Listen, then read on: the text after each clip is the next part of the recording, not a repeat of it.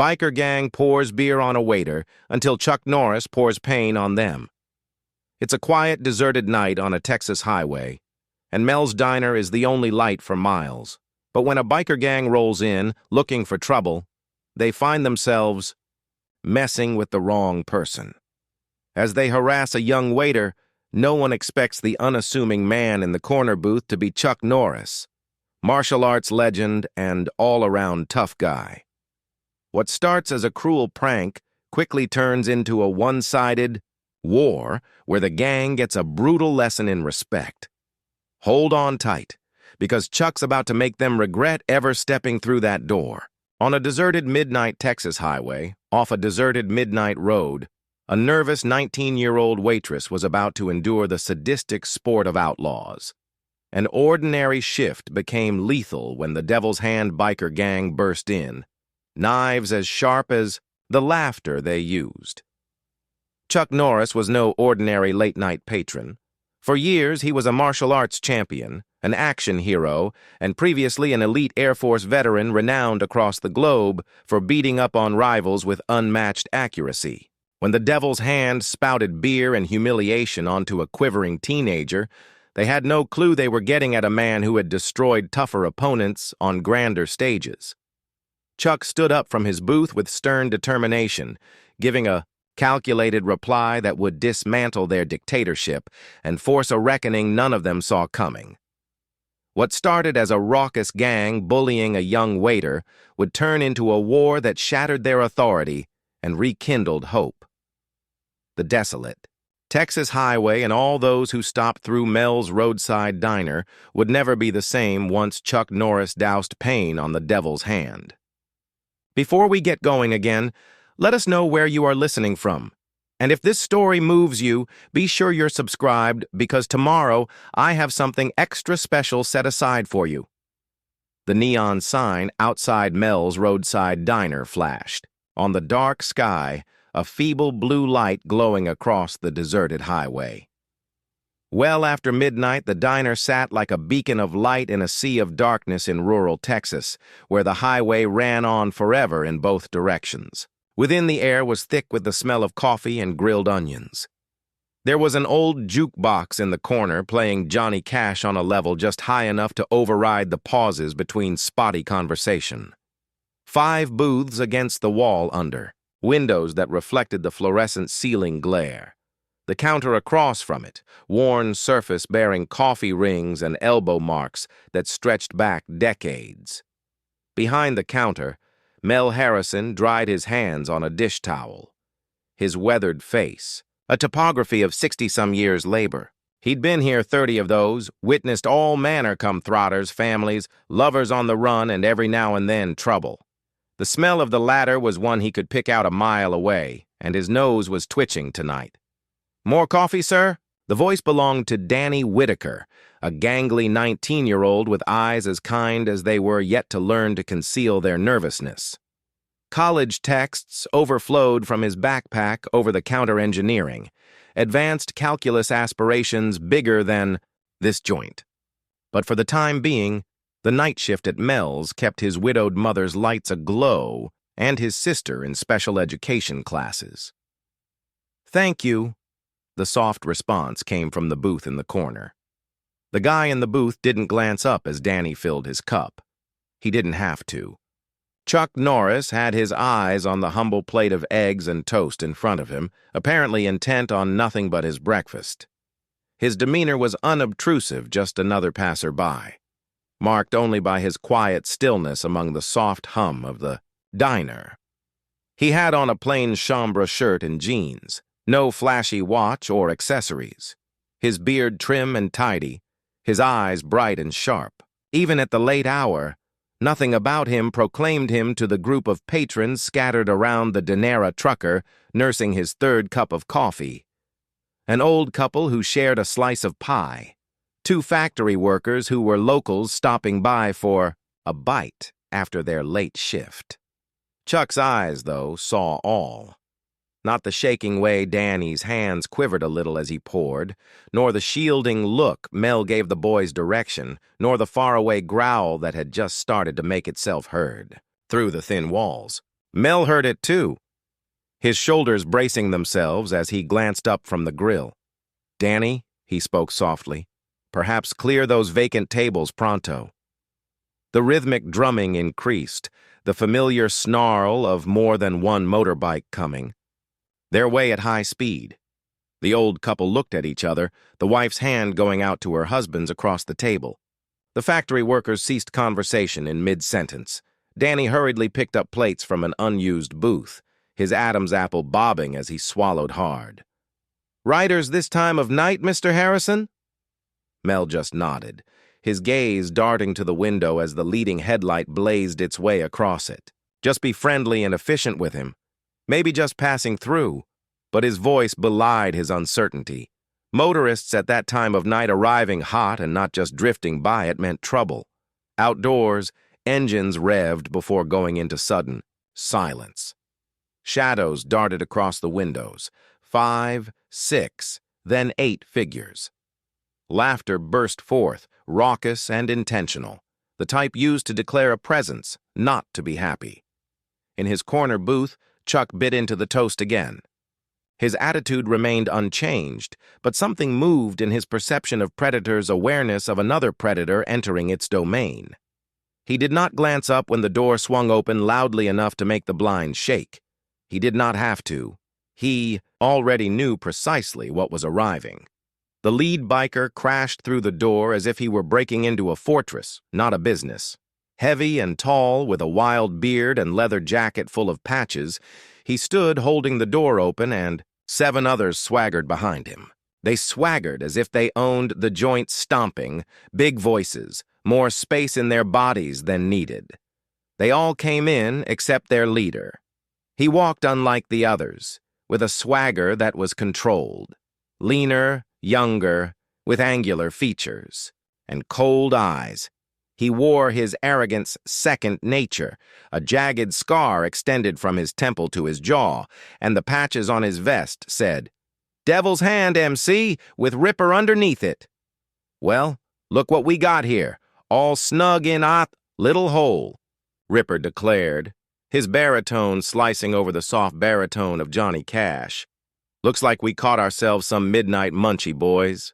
The rest of the bikers laughed on cue, fanning out across the diner. One pushed a chair with his boot. Another pushed in too close to the old couple, admiring the woman's pearl necklace with clear interest. 2 others slipped into a booth, putting their feet up on the table. Mel stood upright behind the counter, his face a wary mask. "Welcome to Mel's. What can I get for you gentlemen tonight?" Ripper grinned, but it failed to reach his eyes. "Gentlemen," he addresses us. "You hear that, boys? We're gentlemen now." He strode to the counter, creaking leather at every step. "I'll tell you what, Mel. You can begin by turning that pitiful-ass music off and getting us proper drinks." Danny stood rooted by the service station, still holding empty plates in his hands, eyes staring wide. "We have food and coffee here," Mel answered flat. "No liquor license. Got sodas, milkshakes, and the finest pie in 3 counties. Ripper's smile. Constricted. "That right?" He swung around, eyeing the diner methodically until his eyes landed on Danny. "What do you think, kid? Nothing stronger stashed back there for special customers?" Danny's jaws opened, then snapped shut. Just what Mr. Harrison had said. Sir," Ripper repeated, glancing over his shoulder at his crew. "You boys hear how everybody is so polite in here?" "Sir," this man that he moved in a little closer to Danny. "You appear nervous, kid. We making you nervous." In the corner booth, Chuck placed his fork down with delicate deliberation. His actions were slow as he picked up his napkin, running it across his mouth before another sip of coffee. His gaze never rose, but his perception widened, listing positions, distances, angles. The old man pushed money under his plate and assisted his wife to her feet. They edged carefully toward the door, attempting to become invisible. One of the motorcyclists stepped purposefully into their way. "Leaving so soon?" he inquired, towering over them. "Night's just beginning." "Please," the woman breathed, holding her husband's arm. We're just going home. The biker smiled, displaying a gold tooth.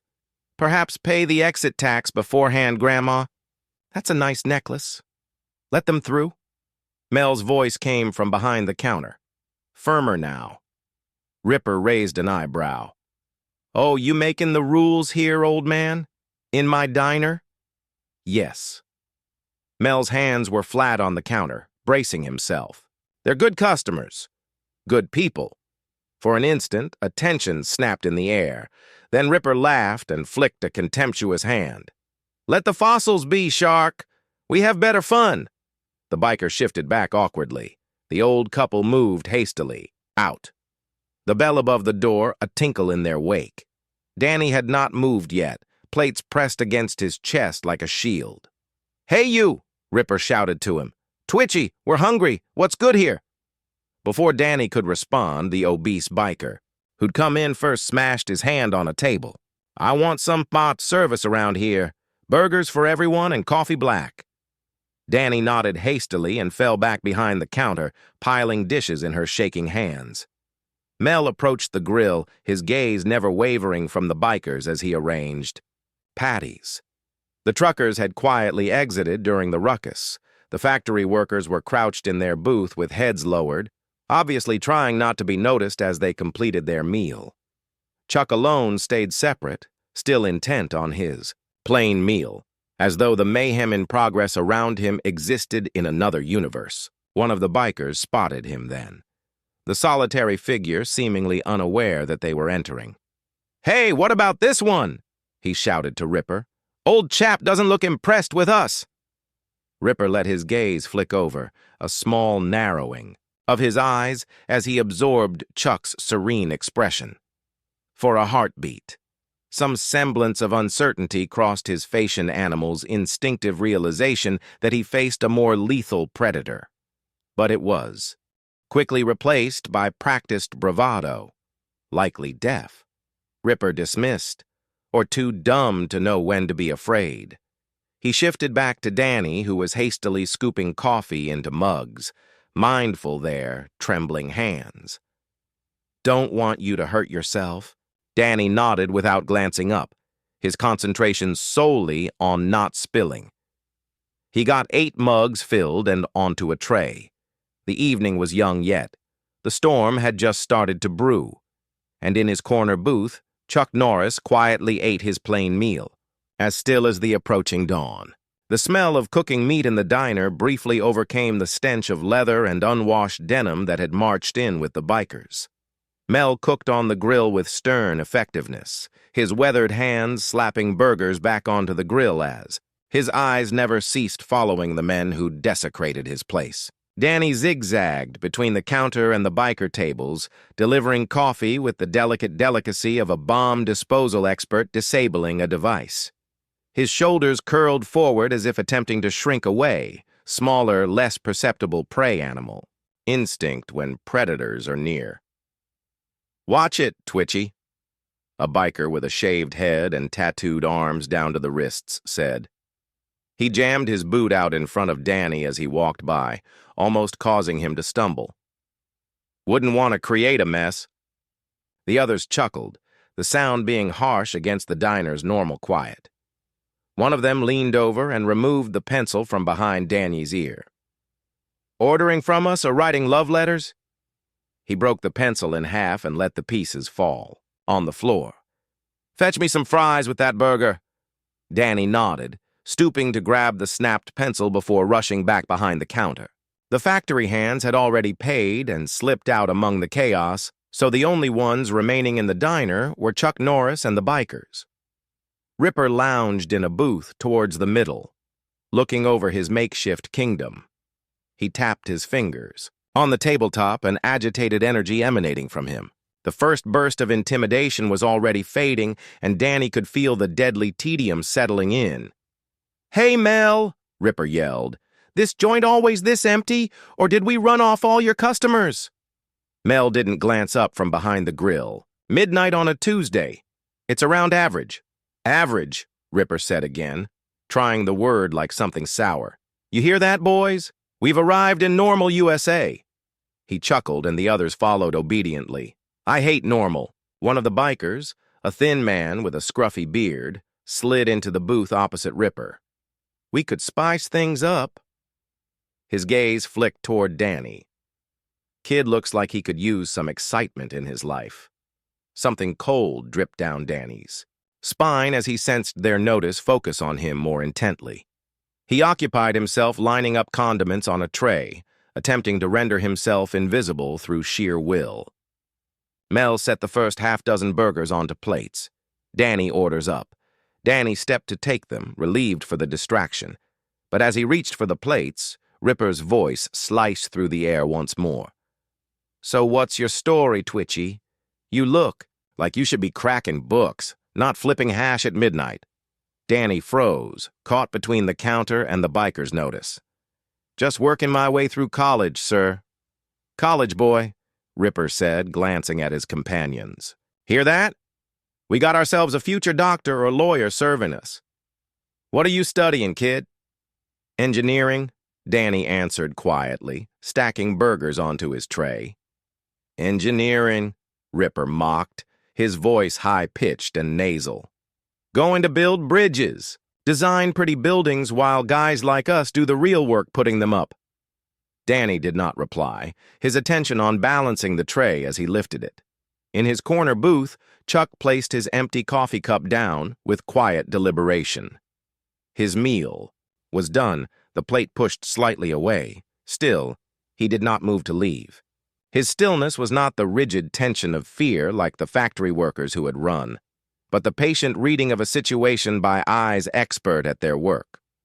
Ripper's attention snapped suddenly to Chuck. What about you, old-timer? You got something to say? Chuck finally looked up, his gaze direct but showing nothing. He gave a small, almost unnoticeable headshake and returned his attention to the final piece of toast on his plate. The dismissal, so subtle yet so absolute, brought a flush of anger across Ripper's face. Not even going to answer me? Who do you think you are? The heavyset biker leaned over and said something in Ripper's ear.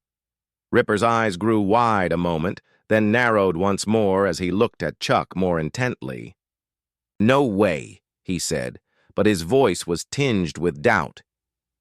Danny came up with a tray of burgers, walking warily between tables to get to the bikers. As he started handing out plates, the patchy bearded motorcyclist deliberately knocked his elbow, and a burger went skidding off its plate onto the ground. Oops, the motorcyclist lied. Butterfingers. Danny swallowed hard. I'll get you another one. Damn right you will, the motorcyclist answered. And make it snappy. I'm starving. As Danny turned to walk back towards the counter, another biker extended his boot. This time, Danny couldn't get out of the way. He tripped, the heavy tray tipping over.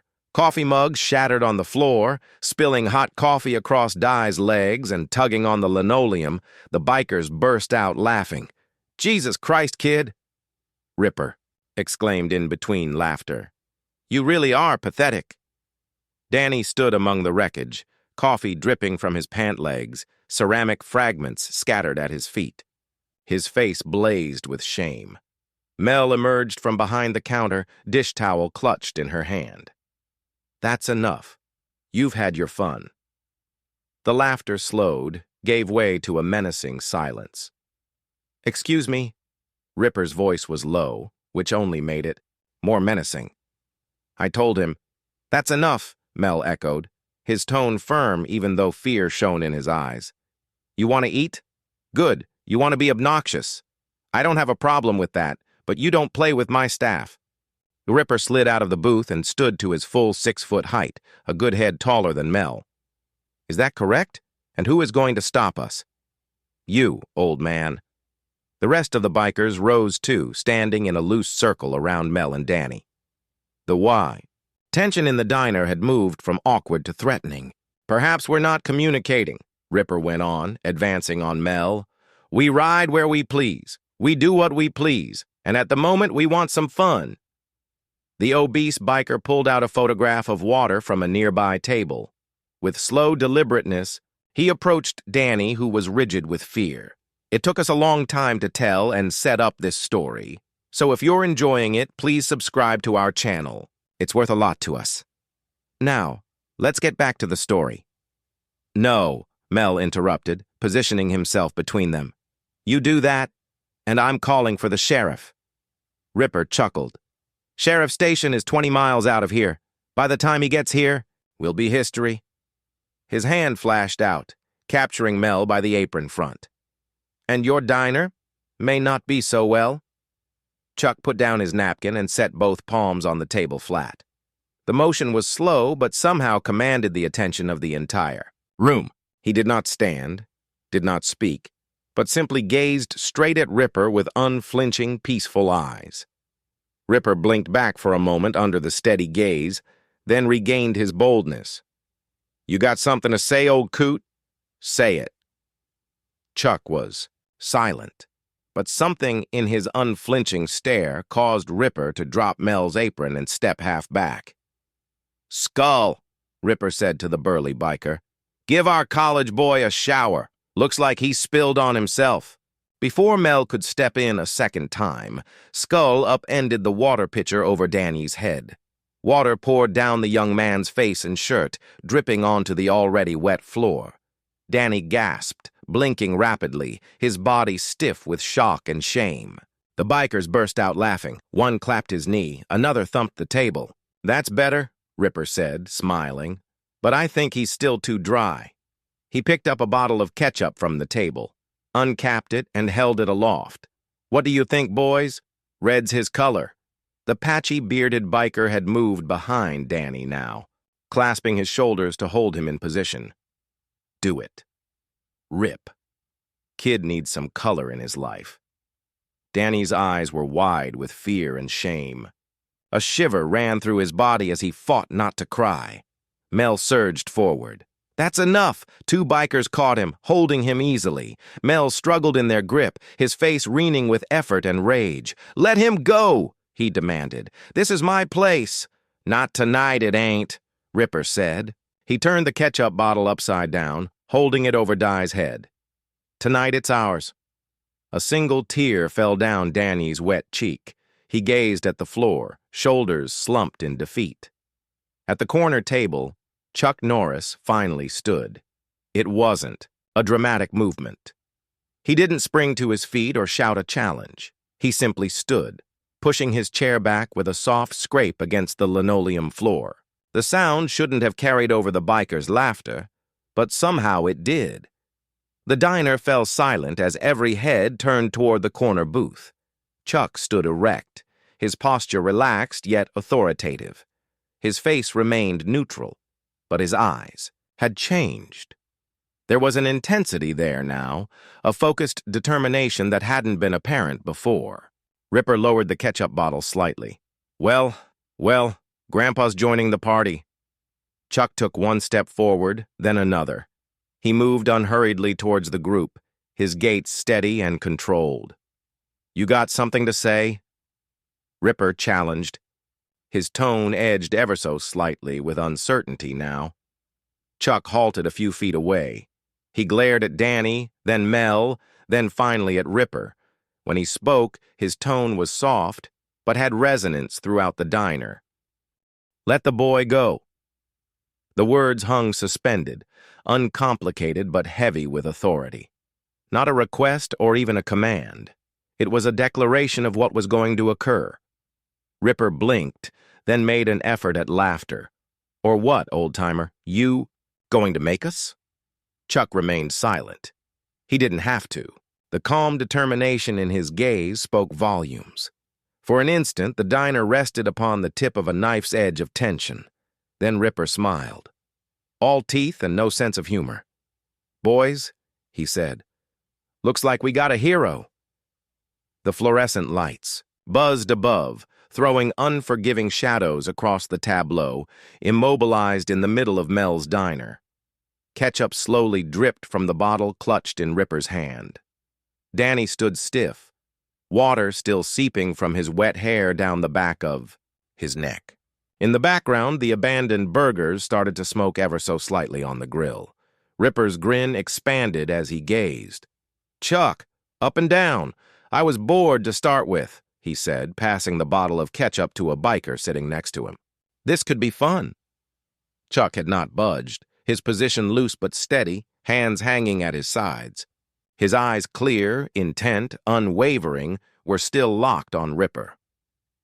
Let them go, Chuck again said softly, his voice conveying the same firm command. The bearded, patchy-bald biker snorted. You hear this guy? Who in the world does he think he is? Skull. The burly biker squinted at Chuck with a more intense stare. Hold up. I believe I know this guy. He cocked his head, scowling. He looks like that actor in the films. A wave of recognition swept over the group. The biker who had Danny's arm relaxed his hold a little, taken in by this turn of events. Chuck Norris, one of them said, sounding uncertain. No way. Ripper's expression flickered between doubt and disdain. Don't be stupid. What would Chuck Norris be doing in this dump? Chuck didn't confirm or deny his identity. It didn't matter. Names were irrelevant to what was about to happen. Danny took advantage of the distraction to pull free. Stumbling backward. From his assailant and moving behind the counter where Mel stood, the older man placed a protective arm across the boy's shoulders, his eyes fixed on the confrontation developing in his diner. Ripper stepped forward toward Chuck, reducing the distance between them. He was several inches taller, his leather vest creaking as he stood with his shoulders squared. I don't care if you're Jesus Christ himself or Chuck Norris, he growled, his voice low and deadly. This is our territory now, and we're not finished yet having fun. Behind him, the rest of the bikers fanned out in a loose semicircle, fists flexing, bodies coiling for action. The tension in the diner crackled with potential violence. Chuck's face was as impassive as ever. There are two ways this can go, he said, his voice level. You leave now. Nobody gets hurt, or you leave later. Your choice. Ripper's face grew dark. How about a third option? You keep your nose out, old man, or you won't be leaving at all. He slipped into his vest and pulled out a switchblade, the steel glinting in the fluorescent light as the blade snapped out. Last chance, Ripper growled. Sit down and shut up. Chuck's eyes flicked briefly to the knife, then back to Ripper's eyes. Something altered in Chuck's stantia, subtle shifting of weight, almost imperceptible squaring of his shoulders. It wasn't much, but it made him different. The quiet diner customer was gone, replaced by something else, altogether a predator who had decided to stop watching and begin acting. I was hoping you'd be smarter, Chuck said, real regret in his voice. Ripper dived forward, knife flashing in a deadly arc toward Chuck's midsection. What happened next happened so fast that Danny, standing wide-eyed behind the counter, would later try in vain to explain it. One instant, Ripper was attacking, confidence writ across his face. The next, he was on one knee, his empty fist twisted, at an unnatural angle, the knife clattering across the floor where Chuck had batted it with a flick of his wrist. Ripper's face showed shock before distorting with rage and pain. Get him! He sneered. The bikers charged as a unit. Skull swung, his huge fist at Chuck's head. Patchy, bearded biker scooped up a chair, holding it aloft as an improvised club. Two others came from the flanks, hoping to overwhelm Chuck with sheer numbers. Chuck fluid-like, effective, irresistible. He dodged Skull's punch with such immaculate timing that the big man's own momentum carried him forward into one of his associates, both of them crashing into a table. The chair swung at his head, grazed only air as Chuck ducked underneath it, then climbed up and landed two lightning-quick blows to the hilt wielder's solar plexus. The biker let the chair fall and doubled over, panting for air that refused to come. One of the bikers flanking him grabbed Chuck's shirt from the rear. Not bothering to look back, Chuck gripped the man's wrist, twisted, and utilized the biker's own motion to send him over Chuck's shoulder. The man landed on a table which groaned under his weight before splintering, sending plates and condiments flying across the ground. All the while, Chuck's face did not change, intent, but relaxed. As if he was doing something routine that took concentration but not worry, Danny gazed in shocked amazement. Amidst the violence exploding in front of him, he experienced a strange feeling of relief spreading over him. The embarrassment and terror that had immobilized him seconds earlier were fading, making way for a feeling of wonder. Mel held on to the counter with white knuckles. "Jesus," he breathed. "It really is him." Ripper had picked himself up, holding his injured wrist. His own face was a mask of anger as he grabbed a bottle off another table and smashed it against the edge to create a crude weapon. "You're dead," he growled, walking warily around Chuck. 3 others came up behind him, closing tighter into a smaller circle around Chuck. They walked more warily now, their earlier confidence dented by how easily their initial attack had been driven back. Chuck slowly turned, keeping them all in sight. His breathing was steady, his motions economical as he spoke, his voice as serene as if he were talking about the weather. "It doesn't have to go this way," he said. "Walk out now. Nobody has to get seriously hurt." Ripper's reaction was a vicious lunge with the broken bottle. Chuck deflected his arm with a forearm block, then shot a precise kick to Ripper's elbow that made the joint buckle. The bottle fell from suddenly nerveless fingers as Ripper cried out in pain. 2 bikers struck at the same time from opposite directions. Chuck dropped into a crouch, allowing a wild haymaker to pass over his head, then sprang back up with palm strike that sent one attacker flying off his feet. As the man fell backward, Chuck turned smoothly to block a kick from the second biker, caught the extended leg, and swept the biker's support foot from under him. The man crashed to the floor. With bone-jarring force, skull charged like a bull, head down, massive arms outstretched to grapple. Chuck waited until the instant before impact, then sidestepped while extending his foot. The easy trip combined with Skull's momentum sent the big man crashing into the counter.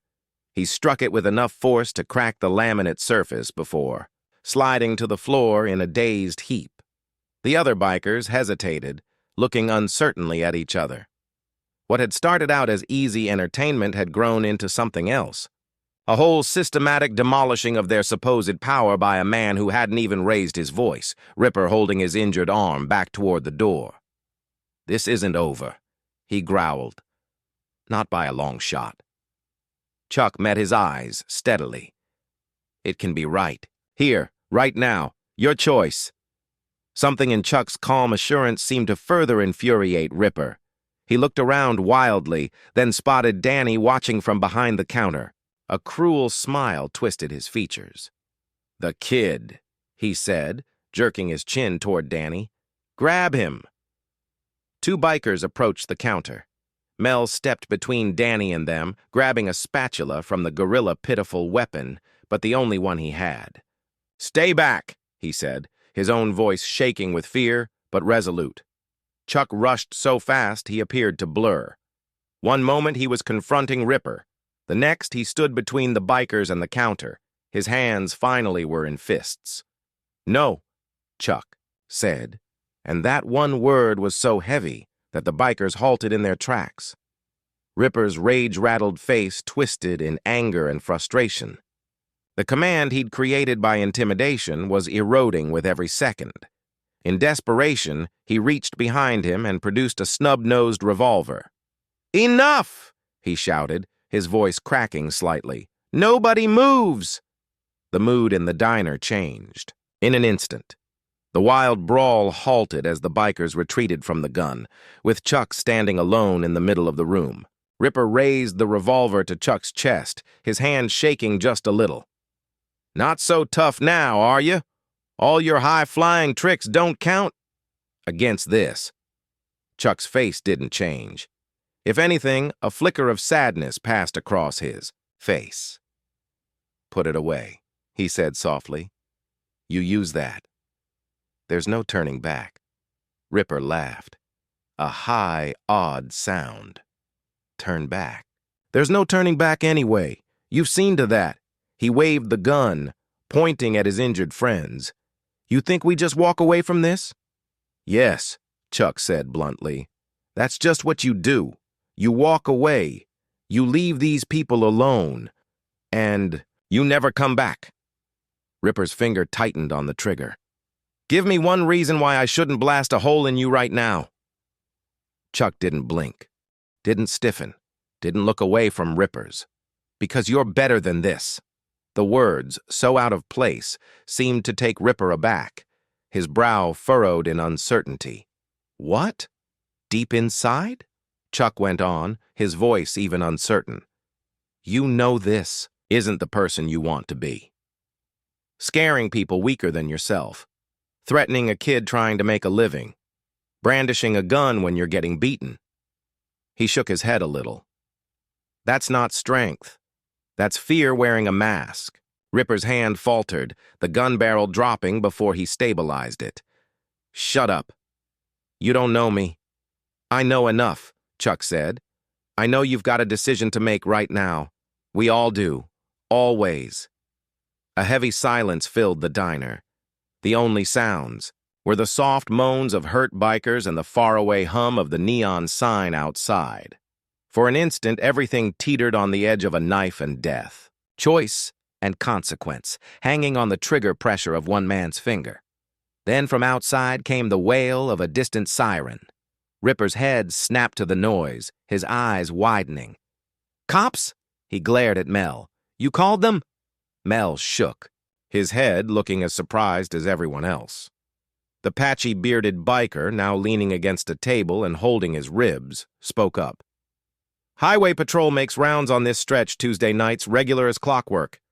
Ripper's expression was raw calculation as he considered his choices. The gun was still trained on Chuck, but his determination was obviously faltering. This isn't over, he muttered at last, moving backward toward the door. You hear me? This is not over. Chuck didn't move, his eyes following him away. It can be, he repeated.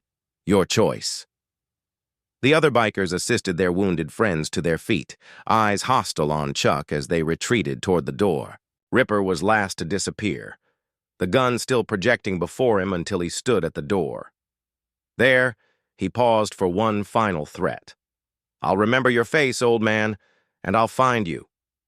Chuck's reply was low, but unmistakable across the wreckage of the diner. No, you won't. The assurance in those 3 words seemed to disconcert Ripper more than any threat possibly could. He backed through the door, allowing it to close behind him. Moments later came the rumble of motorcycles revving up, then diminishing as the gang roared away into the night. In the sudden silence of the diner, Danny released a tremulous breath he hadn't known he'd been holding. Mel slumped against the counter. The adrenaline that had stood him upright now trickling away. Chuck walked over the broken, dispassionately overturned tables, shattered dishes, scattered food. His eyes fell upon Danny, still dripping from the water that had been poured over him. You all right, son? Chuck said. Danny nodded, his voice stuck in his throat. The siren's wail increased in volume, then fell away sharply when a patrol car entered the parking lot and its lights swept the diner in flashes of red and blue. Chuck watched Mel. You may want to brew some coffee for the officer, he said. Sounds like it's going to be a long night. The highway patrolman, Officer Davis, as his nameplate indicated, served. The destruction of Mel's diner with a low whistle. Flipped-over chairs were strewn about the linoleum floor. Shattered dishes and food made an abstract painting of disorder. The edge of the counter was cracked where Skull had smashed into it. The atmosphere still clung in the air heavily, as if the violence that had burst forth minutes earlier had left an invisible scent. And you say there were 8 of them? Davis flipped open his notebook. He was young, around 30. With the tired eyes of one who'd seen enough to realize how quickly things could go south, Mel nodded and handed the officer a fresh cup of coffee. Devil's Hand, MC, per their patches. Leader went by the name Ripper. He had a scar here. He drew an imaginary line from temple to jaw. Davis's face hardened. I know them. They've been making trouble up and down the interstate for months, based out of Riders Creek about 40 miles east. He sipped coffee and looked. at Danny, who sat muffled in a tablecloth Mel had used to replace his wet shirt. "You all right, son?" Danny nodded, but his hands continued to quiver. "Yes, sir. And you're saying that one man fought all 8 of them?" Davis regarded him doubtfully as he turned to Chuck, who was standing silently near the window looking out onto the deserted highway. "That right, sir?" Chuck turned, his expression unyielding. "They didn't leave me much choice." Davis looked at him for a long moment, comprehension slowly seeping into his eyes. "Hold on. Aren't you just through?" Chuck broke in quietly, stopped for a late supper. The officer's mouth opened in a way of continuing the question. Then he seemed to think better of it. He went back to his notepad and one of them pulled a gun. Mel nodded curtly. "Would have used it too, if not for." He waved toward Chuck. "For the sirens?" Chuck smoothly corrected. "Good timing on your part, officer." Davis glanced between them, obviously feeling what was going on was more. "Uh-huh." He scribbled another note, then snapped his notebook shut. "Well, I'll put out an APB on the gang. With any luck, we'll pick them up before they get into more trouble." He paused, then added, "But don't bet on it. These guys are slippery, and they've got friends in Ryder's Creek." The bell above the door jingled as it swung open. Everyone stiffened, but it was just the elderly couple who had fled a few minutes ago. The old man held the door open for his wife, both of them peering nervously inside. "Is it safe to come back?" the woman asked. "We left our car. Thought we'd wait down at the gas station until her voice faded away as she took in the wreckage." "They're gone, Martha," Mel assured her. "You can retrieve your car." The old man took a step forward, his weathered face furrowed with concern. "We called the sheriff from the gas station. He should be here any minute." His eyes landed on Chuck, and a glimmer of recognition passed over his face. "Say, aren't you?" "Just cleaning up," Chuck replied, already crouching to pick up an overturned chair. Officer Davis finished his coffee and placed the mug on the counter. "I'll report it and keep a watch for the gang. You two might want to close early tonight." He looked at Chuck once more, interest on his face, but he just nodded and moved towards the door. "Call the station if they return. Do not attempt to deal with it yourselves." As the door closed behind him, there was silence in the diner. The older couple returned to their vehicle after making a few more anxious questions. Danny started to sweep up shattered glass, his steps mechanical, on autopilot. Mel looked over his wrecked diner with a tired sigh. "It will all be paid for by insurance," he muttered, to himself as much as anyone. Had been planning on updating that counter anyway. Chuck kept scribbling chairs and tables, working systematically through the wreckage. His steps were economical and deliberate, wasting nothing. "You don't have to do that," Mel said to him. Chuck looked up. "I don't mind." Danny stopped sweeping and leaned on the handle of the broom. "Why did you help us?" he asked suddenly. "You could have just left when they first came in." Chuck straightened, weighing the question. "Some things you can't walk away from," he said at last. "Not if you want to live with yourself afterward." "Well, you didn't walk away," Mel told him. He held out his hand. "Thank you." Chuck shook it hastily and went back to work. The 3 men kept cleaning in comfortable silence, restoring order to the disorder. The diner gradually returned to its own form, battered but familiar. Distant rumble of motorcycles broke their quiet work. Danny stood stock still, his face going white. Mel's hand reached out reflexively to the telephone mounted on the wall. "Might not be them," Chuck said, but his body had already changed to a state of increased awareness, his movements smoothing, becoming more centered. The rumble grew louder, then dwindled as it closed on the diner. Headlights flashed across the windows, casting the interior in harsh white light before going out. Mel stepped to stand beside Danny, a hand on the young man's shoulder. "Get in the back," he said softly. Danny shook his head. "I'm staying." The sound of several boots on gravel carried clearly through the thin walls. The door handle jiggled. Then, the bell rang as the door pushed open. Ripper entered first, his face a mask of barely controlled rage. Behind him came the other biker saw. 8 of them, including those who had been hurt in the earlier fight. They had regrouped and come back, and now they blocked the doorway like a dark tide. "Told you this wasn't over," Ripper said, his cold eyes locked on Chuck. Chuck set down the chair he had been putting away and turned to face them fully. His stance was relaxed but balanced, ready for whatever might happen. "Bad decision," he said bluntly. Ripper's laugh contained no humor. "You think so? See, I've been doing some thinking about our little meeting. Figured out my error." He moved forward, allowing the others to fall in behind him. "Underestimated you. Won't make that mistake again." The bikers fanned out, making a loose semicircle. Mel and Danny backed up toward the counter, pinned between the gang and the wall. "Officer Davis just left," Mel tried to say steadily. "Sheriff's coming too." "Good for them," Ripper said without shifting his gaze from Chuck.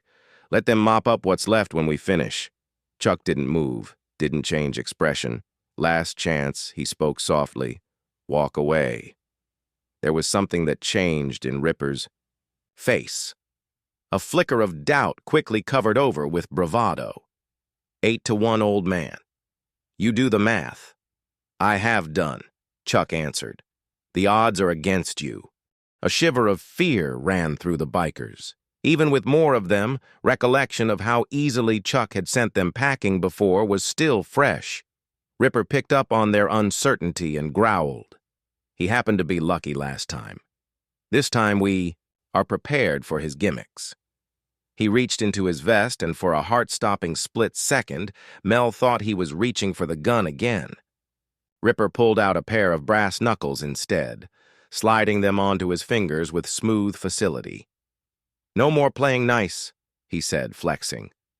The others drew arms as well, a chain, a blackjack, a knife. The stakes were much higher now than the first time around. Chuck absorbed the arsenal, laid out against him in a cold-eyed evaluation. His gaze shifted from one motorcycle rider to another, registering positions, guns, postures. When he spoke, his tone was close to soft. "This is not a road you want to keep traveling on." Ripper's face twisted in fury. "Talk is over." He charged forward, brass knuckles glinting under the fluorescent strip lights. What followed would become forever ingrained in Danny's memorial dance of brutality. So precise, so controlled that it was as if choreographed, not spontaneous. Chuck dodged Ripper's attack with such impeccable timing that the momentum of the biker carried him beyond his target. Ripper staggered to reestablish his balance, and Chuck drove a pinpoint jab into the back of his knee that dropped him to the ground. The other bikers swarmed forward as one, weapons aloft. Chuck stepped forward to join them, water-like movements of his body weaving between their blows. A chain whipped through the air where his head had been a fraction of a second before. A thrusting stab with the knife encountered nothingness as he spun aside. A berserker swing with the blackjack caught nothing but air. Chuck's ripostes were ruthlessly efficient. Every movement of linked surgical precision, a palm heel to a solar plexus that left one of the bikers gasping for air. An elbow strike that went numb on another's arm, sending the knife clattering to the ground, a sweep that knocked the legs from under a third. He never hurried, yet somehow was always precisely in the place where he was required to be, a half-second ahead of every attack. There was economy to his movements that rendered the biker's wild flails as wasteful and amateurish by comparison. From behind the counter, Danny gazed in amazement as Chuck methodically took apart the gang that had been terrorizing them. It wasn't only the physical proficiency that amazed him, though that was impressive enough, but the sheer control Chuck had throughout. There was no fury in what he did, no wanton strength, no intent to degrade. He merely acted with what effort was necessary. Ripper had recovered and gone around attempting to get behind Chuck as he handled the others, his brass-knuckled fist arced towards Chuck's head with what was meant to be a crushing blow. Without appearing to glance, Chuck dodged at the exact instant. Ripper's swing sent him stumbling off balance. Chuck grasped his outstretched arm, spun, and used Ripper's own motion to send him tumbling over his shoulder. Ripper slammed onto a table with such force that it collapsed beneath him, spilling silverware and condiments across the floor. 3 bikers were down now, the others stopping to regroup as they reconsidered their tactics. Skull, the big, heavy set. One charged Chuck head-on while 2 others approached to flank him. Chuck stepped into the charge of Skull instead of away from Etan's surprising move, which disrupted the big man's timing.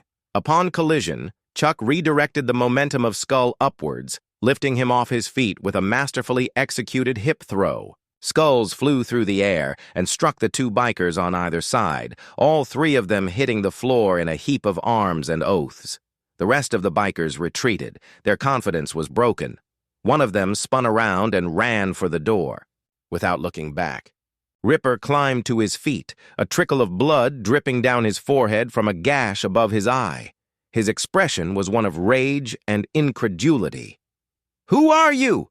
he bellowed. Chuck looked at him calmly. "Just a fellow who's trying to enjoy an uneventful dinner."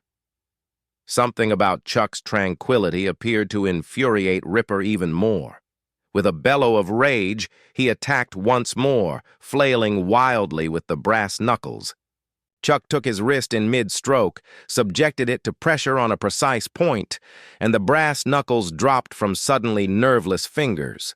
A rapid spin whirled Ripper back, his arm jammed into a behind-his-back hold that had him standing, on his tiptoes to keep from losing his shoulder. "It's over," Chuck murmured close to Ripper's ear. "Take it in for a second." Ripper kept struggling, his face twisted with anger and agony. Then slowly, the struggle seemed to leave him. His shoulders slumped. His defiance wavered. Chuck let him go with a little push that knocked him forward. Ripper caught himself on the counter, panting, his back to Chuck. The other bikers stood by, tired, wondering what their boss would do next. The air in the diner was charged with tension and anticipation. Slowly, Ripper turned around. His expression had changed. The arrogance diminished, replaced with something darker and more desperate. His hand returned to the small of his back, and when it showed again, it held the snub-nosed gun. "Enough," he said, his voice hard with anger. "Enough of this." The gun vacillated between Chuck and the counter where Mel and Danny were immobile. Ripper's eyes shifted back and forth, desperate, calculating. "Put it down," Chuck told him, his voice steady but strong. "You don't want to put murder on your list." Ripper's laugh was hard and cracking. "My list? You don't know, old man." The gun firmed, pointing straight at Chuck's chest. "On your knees now." Chuck didn't drop to his knees. He kept staring at Ripper's. "No." The pure refusal seemed to take Ripper off guard. He blinked briefly, uncertain. Then his face again grew hard. "I'll shoot you where you're standing." "You'll attempt it," Chuck nodded. "But consider what comes afterward, even if you do get through, which isn't as likely as you imagine." "What then?" "Police are already heading in your direction. Witnesses have observed your faces, your bikes, your colors. This doesn't work out for you." Uncertainty flashed across Ripper's face. The gun dropped a little, regained its balance. "Shut up. Just shut up and kneel down." Chuck stepped forward a single pace. "No." Ripper's finger tensed on the trigger. Sweat pounded on his brow. His breathing was short, harsh gasps. "Last chance," he threatened, voice cracking. Chuck took another pace. "For you, yes," he assented. "It is." Time slowed, each second unfolding to hold a lifetime of decision and consequence. The fluorescent lights hummed above, someone's rough breathing. It could have been Danny's or Mel's, or one of the wrecked bikers offered a counterpoint to strained quiet. Ripper's gaze flicked toward his fallen friends, then toward the door, calculating distances, judging odds. The gun wavered almost imperceptibly in his hand. Chuck stepped. A third time, close enough now that the gun barrel was almost against his chest. Make the right decision, he whispered. For once, something crumbled in Ripper's face. Not surrender precisely, but an acceptance of inevitability. The gun slowly descended to his hip. This isn't finished, he stated. But the words had no conviction. Yes, Chuck answered with soft assurance. It is. The wail of sirens in the distance marked his words like an exclamation point. Red and blue lights illuminated the windows as several cars drove into the parking lot. Ripper gazed around at his dead gang, at what they had destroyed, at the man who had so soundly defeated them. For the first time, uncertainty supplanted arrogance in his eyes. Chuck stepped back, creating room. Your choice, he said once again. Right now, right here. Ripper glared at him for a full minute, then put the gun down slowly, methodically, on the counter. Without a word, he turned and walked away from the door, shoulders hung in defeat. The other bikers trailed behind, assisting their wounded friends to stand. They edged out in silence, all bluster forgotten, leaving nothing but the debris of their attempted intimidation behind. Danny exhaled the breath he hadn't even known he was holding as the door creaked shut behind them. Mel leaned against the counter, relief flooding his creased face. Voiced commands echoed outside. Car doors clapped shut. The bikers were being held back by the officer who had just arrived. Within the diner, Chuck quietly reached over and took the revolver off the counter, emptied the bullets, and placed both of them safely on the side for the police. He then went back to writing and flipped chair over as if nothing out of the ordinary had occurred. You knew he wouldn't shoot, Mel stated. Half statement, half question. Chuck pondered this as he smoothed the table. I knew he had a choice. He amended softly. We all do, always. Danny gazed at him, wide-eyed with admiration, and a kind of wonder. How did you know what to do with all of them coming at you at once? Chuck's face relaxed a little. Practice, he said briefly, and perspective. Danny wasn't quite sure what he was talking about before the door opened again. Sheriff Wilson entered, hand resting on his holstered gun, eyes taking in the scene with seasoned expertise. Two deputies brought up the rear, watchful and cautious. Everyone okay in here? The sheriff barked. Mel nodded. We're okay now. Wilson scanned the wreckage, then regarded Chuck with narrowed eyes. I'm informed that one man beat up the entire Devil's Hand gang. That what happened? Chuck shrugged humbly. They weren't very efficient. The sheriff's creased face twisted into a wry smile. Guess not. He regarded Chuck more intently, recognition breaking. Say, aren't you just passing through? Chuck broke in tactfully. Stopped for supper. Wilson seemed to want to follow up the question, but he nodded toward the door instead. We've got the gang waiting outside. Going to need statements from everyone. Of course, Mel assented. Whatever you want. As the sheriff turned to exit, he hesitated and glanced over his shoulder at Chuck. 1 man against 8, he shook his head. That's some tale. Chuck held his eyes calmly. Sometimes 1 is sufficient. The sheriff nodded slowly, comprehending more than words. Then he pushed through the door, standing them alone once more in the battered diner. Danny reached for his broom, then laid it aside and stepped forward to Chuck cautiously. I just wanted to say thank you for inserting yourself, for not allowing them to. He gulped hard. Well, you see, Chuck put a hand on the young man's shoulder for a fleeting moment. You stood your ground, he said. Takes a lot of nerve. Danny felt a flush of pride at the kind words, standing a little taller. Outside, engines began to arrive as patrol cars started to depart, most likely with bikers in tow. The crisis had passed, leaving behind a peculiar, near-silent stillness. Mel surveyed his broken diner, then at Chuck, who continued to clean without complaint or publicity. "Can I get you anything?" he said. "On the house, naturally. Least I can do." Chuck gave this some thought, then nodded. Coffee would be great, and perhaps a bit more of toast. Mel smiled, the warm sound infusing the battered room straight away. As Mel stepped behind the counter and Danny continued sweeping, Chuck rode one last chair and sat down at the table he had been at hours before. When the evening was new and the diner quiet outside, the neon sign blinked in the blackness. Within, 3 men labored in silences together to create order out of confusion. Sometimes, Chuck would think, looking at them, all anyone could do was try. One step at a time, one decision at a time, making islands of light amid the darkness. Sheriff. Wilson sat across from Chuck in a booth that had weathered the night's disorder fairly well. Between them was a coffee-stained statement form completed in Chuck's neat, frugal handwriting. The sheriff read it with puckered lips, then glanced up at Chuck with unhidden interest. "So you're really not going to come clean about who you are?" He spoke softly so the deputies interviewing Mel and Danny wouldn't be able to overhear. Chuck looked him straight in the eye. "Does it matter?"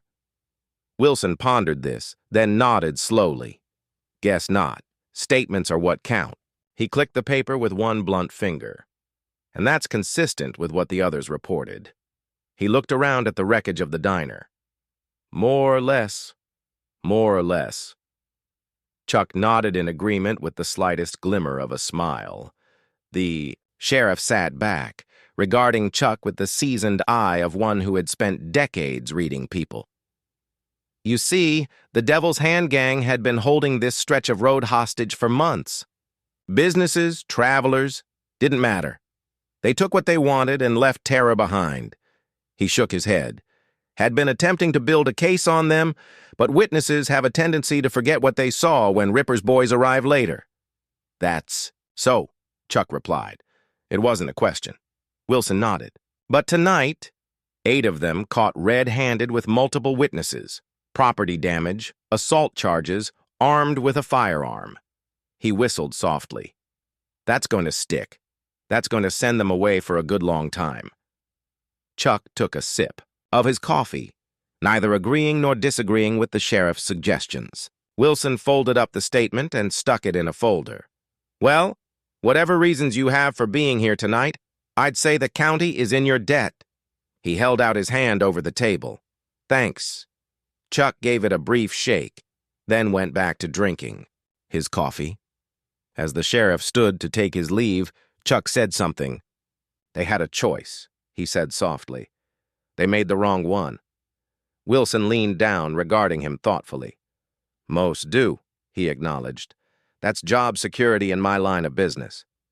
He raised a hand to the brim of his hat in a brief salute. "You take care now." The deputies concluded with Mel and Danny collecting their gear and evidence bags. As they left, the door's bell jingled one last time, and the 3 men stood by themselves in the worn diner. Dawn would still take a few hours to arrive, but night had already grown old a decade since Chuck had come in for his late meal. The fluorescent lights hummed overhead, cruder now against the dark outside. The jukebox had been shut off in the struggle, and only the rumble of the refrigerator and the occasional plop of a drip from a cracked pipe that had been broken in the melee remained. Mel looked around his kingdom with a tired but resolute gaze. To get this place cleaned up is going to take some doing, he told himself, rather than the others. Danny had dressed into a spare shirt Mel kept in the rear, though he remained bedraggled. His hair perked with dried water, and his eyes lined with weariness. However, he moved efficiently as he sorted broken dishes into a trash bag. "I'll help you rebuild, Mr. Harrison," he said. "We can tidy it up better than yesterday." Mel's grizzled face gentled as he gazed at the young man. "I know you will, son." He nodded toward Chuck, who had returned to his unobtrusive task of restoring the diner to order. "Though I guess we've had enough adventure for one evening." "Why don't you go on home and rest?" Danny stalled, glancing around at the remaining. Work. You sure? I don't mind to stay. Go ahead, Mel coaxed softly. Your mama will be wondering where you've got to. Well, deal with this stuff tomorrow fresh. Hesitating a moment longer, Danny nodded. He put the garbage bag down and grabbed his backpack from behind the counter. As he shrugged it on, he stopped next to Chuck. Thank you, he said matter-of-factly, for everything. Chuck looked up from the counter he was cleaning. You're going to be a great engineer one day, he said softly. Danny blinked in shock, then smiled the first authentic smile since the bikers had walked into the diner hours before. Yes, sir. I do. With one last salute to Mel, Danny shoved the door and out into the evening through the window. They saw him climb onto an old bike and pedal off, his figure quickly consumed by shadows. Mel stepped back behind the counter and started wiping it down with slow, sweeping arcs. He's a good kid, he said. Works hard. Smarter than anyone in his family ever was, that's for sure. He looked up at Chuck. Thanks for covering for him. For all of us. Chuck gave a single nod, an acknowledgement of the thanks without pause. He kept up his careful cleaning, working through the diner with the same brevity of motion he'd used in the fight. Nothing extravagant, nothing wasted, just what had to be done. They toiled in convivial silence for a time, restoring order to disorder, bit by bit. At last, Mel stopped, supporting herself against the counter with both arms. You know, he said, I've owned this joint 30 years, saw all types come in those doors, good people, bad people, those through to the next town. He glanced up at Chuck. But I've never had anyone like you. Chuck went on setting chairs around a table he had scribbled. Just a man having a meal, he said calmly. Mel snorted. Sure. Just a man who fought off 8 armed bikers without even puffing. He shook his head. I'm not demanding your life story. Just saying. It's not every day you see someone stick up for strangers. Chuck straightened, choosing his words carefully. Sometimes it only takes one individual who is willing to do what's right, he said at last. Not because it's easy, not because they'll win, but because it's right. Mel regarded him for a slow moment, then nodded too. Wish there were more like you around. There are, Chuck told him, more than you'd ever guess. The talk fell back into silence as they went on with the job. Outside, the night sky had started to gentle. The deep blackness, giving over to the deep blue that comes before dawn. Inside, the diner was slowly coming together, still hurt, but no longer in disarray. Tables were standing straight, chairs in their chairs. The major destruction had been swept up, leaving only the fine cleaning to be accomplished. Chuck stopped by the window, staring out at the dark highway. His introspection gazed back, calm eyes in a face that had experienced a lot yet told no. On anything. Mel cleared his throat behind him. So what now? I mean, for you? Chuck turned. Drink my coffee, he replied with the slightest bit of a smile. Then back driving. Like that? Mel asked, shocked after all that had transpired. Chuck nodded. Like that? Mel paused, then asked the one question that had been plaguing him all night. Why? Why did you intervene? You might have left when they first entered. Might have kept your nose out of things. Chuck said nothing for a very long time, his eyes flicking inward as if checking with some internal source of wisdom. When he did answer, his voice was gentle but firm. There is a parable, he started, of a fellow walking along a beach after a storm. Thousands of starfish had been brought in by the tide, stranded on the shore. He saw another man picking them up, one at a time, and tossing them into the sea. He stopped, gazing out at the lightning sky. The first man shook his head. Why go? To the trouble? There are thousands. You can't possibly make a difference. The second man bent down, scooped up another starfish, and flung it into the surf. Made a difference to that one, he said. Chuck faced Mel again. Sometimes that's all we can do. Make a difference where we are, when we can, with what we have. Mel took this in, nodding slowly. I guess that's true. It's sufficient, Chuck replied curtly. They worked in silence, each of them in his own world. When they were through, the sky outside had brightened to the thin gray of early morning. Birdsong filtered in through a broken window. Nature's reminder that life goes on despite human drama. Mel made a new pot of coffee and filled 2 cups. He handed one to Chuck, who took it with a grateful nod. They sat side by side on the counter, drinking in silence. 2 guys who'd ridden out a storm together. Will they return? Mel asked at last. The bikers or their kind? Chuck thought about it. The ones tonight? No, they know better. He drank another mouthful of coffee. As for the rest of them, there was always one who confused cruelty with strength. Always one who believed intimidation would be respected.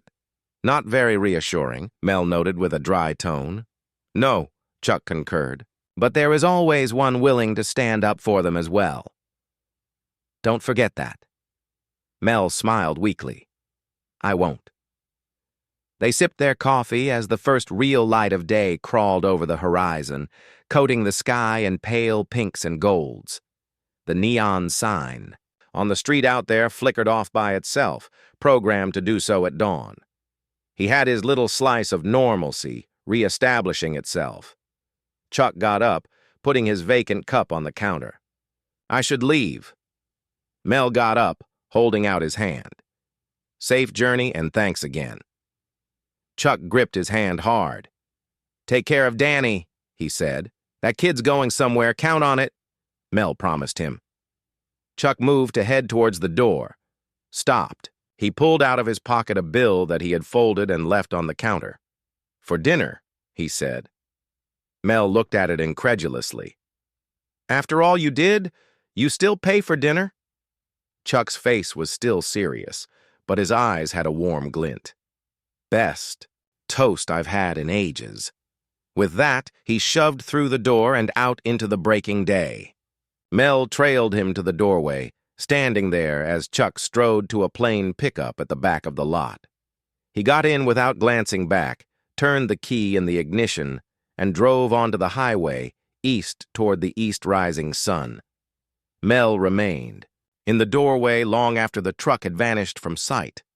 Something had shifted in the night, not only in his diner, but in him. A reminder, maybe, of what bravery looked like when it went about in the world quietly, demanding nothing in return. With a soft smile, he returned to his battered but unbroken establishment. Work awaited, a diner to rebuild, a new day to greet. And in a world in which men such as Chuck Norris still travel the highways, pulling into quiet meals at off-the-road towns, there was hope. Sometimes it was enough. 2 weeks hence, Mel's roadside diner shone in the afternoon sun. The new painted sign had no shadows yet, but before long the neon tubes would whine to life, calling strangers with the promise of hot coffee and homemade pie. Inside, the red vinyl booths along the wall under windows that no longer clattered, in their frames.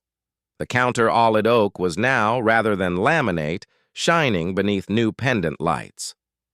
Danny navigated tables with confidence. What had happened during the events of that evening had altered him subtly. He still wore the same textbooks in his backpack, but something in his attitude testified to lessons learned outside engineering. Texts. The doorbell above the entrance jingled as Sheriff Wilson entered, taking off his hat as he took in the refurbished interior. Place looks great, Mel, he said, sitting down on a stool. Real great. Mel filled him a cup of coffee without being asked. Insurance settled, and we had assistance. He nodded at Danny. Boy's got a talent for design. Heard he's been offered a scholarship from state engineering program. Full ride. Mel confirmed, pride in his voice. Begins next fall. The sheriff nodded. That is why I came by. Have some news I thought you'd like to know about. He leaned forward, speaking softly. Ripper and his crew. They're all going away for a bit. 3 to 5 years, Mel breathed out long. That is good news. Gets better. One of the conditions is they lose their colors. Devil's Hand is officially disbanded. As if called, Danny came to the coffee pot. "Refill, Sheriff." Wilson extended his cup. "Thanks, son. Here." "Congratulations are called for," Danny blushing with pleasure. "Yes, sir. Still can't quite believe it." "Believe it?"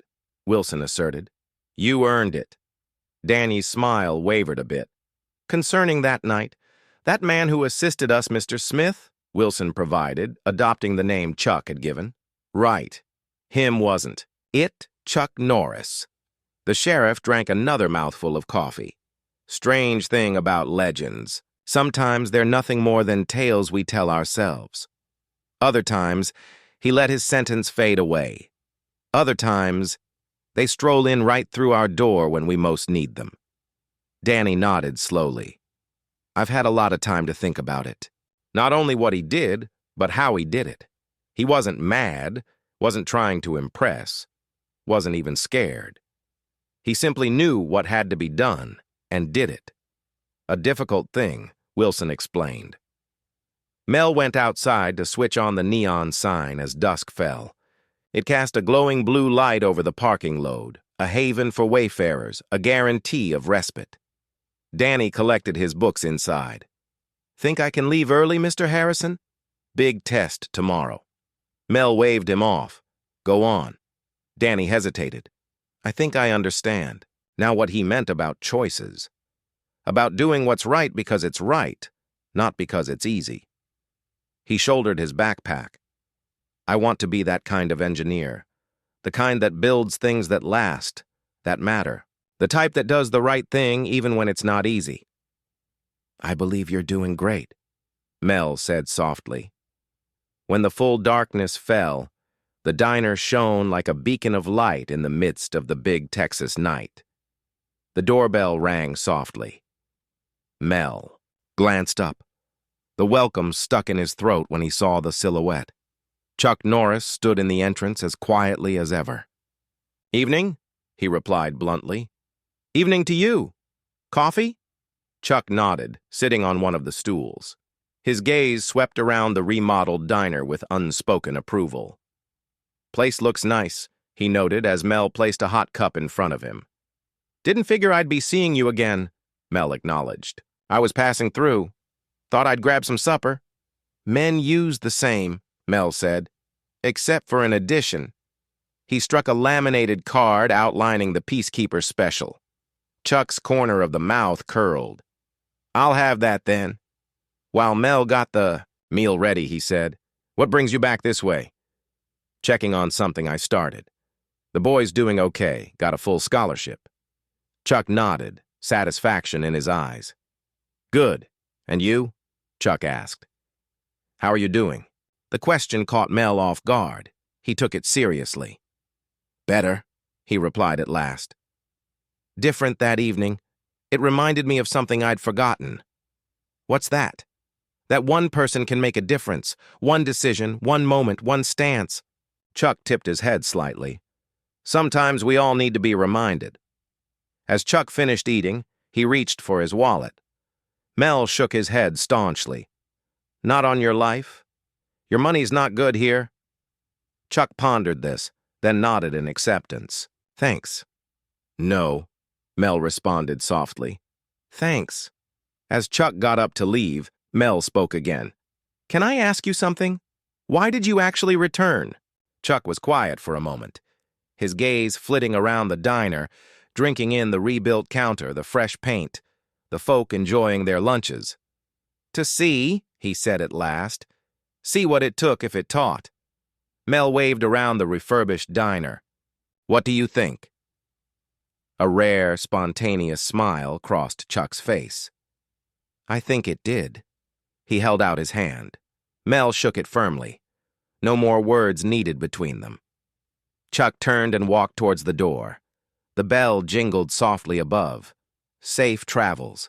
Mel called after him. Chuck stopped in the doorway. "You too," he said matter-of-factly, and he was gone. Mel stood watching through the window as Chuck's truck drove away, joining the flow of cars that moved endlessly east and west, carrying tens of thousands of stories, tens of thousands of possibilities. Outside, the neon sign glowed its blue, light across the car park, a beacon in the Texas night. Inside, life went on changed, bettered, more aware of its vulnerability and its power. And somewhere down the highway, a lone truck drove into the night, carrying a quiet man to his next destination, his next meal, his next decision. Some might call him a legend, some a hero. But in reality, he was simply a man who knew the most primal lesson of all. That real power comes not from noise or numbers, but from the quiet integrity of standing up and doing what's right when it matters most. One person, one moment, one stance. Sometimes that's all it takes to change everything. Up next, we've got two more amazing stories waiting for you.